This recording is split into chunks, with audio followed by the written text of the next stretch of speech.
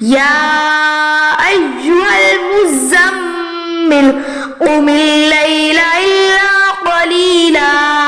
نصفه وانقص منه قليلا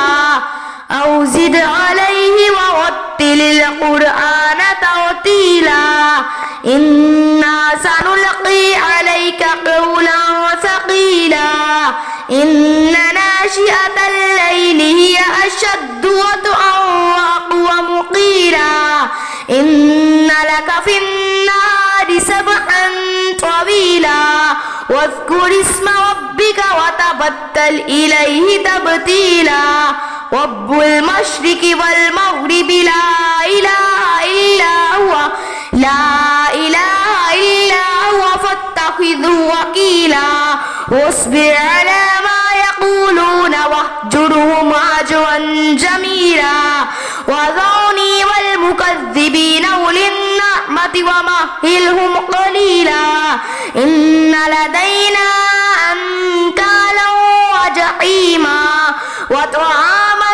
ذا غصة وعذابا أليما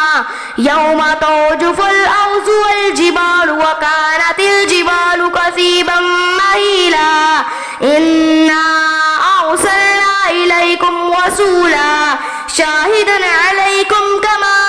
أرسلنا إلى فرعون رسولا فعصى فرعون الرسول فأخذناه أخذا وبيلا فكيف تتقون إن كفرتم يوما يجعل البلدان شيبا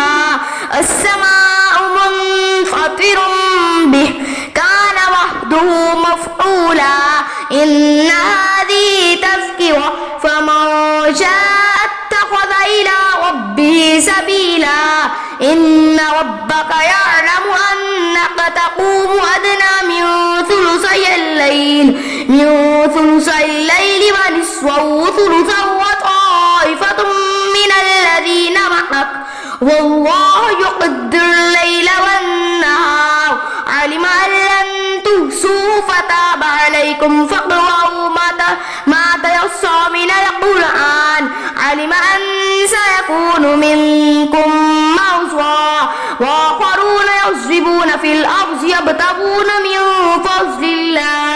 من فضل الله وآخرون يقاتلون في سبيل الله فاقرؤوا ما تيسر منه وأقيموا الصلاة وآتوا الزكاة وأقرضوا الله قرضا حسنا وما تقدموا لأنفسكم من خير تجدوه عند الله وخيرا وأعظم أجرا واستغفروا الله إن الله غفور رحيم صدق الله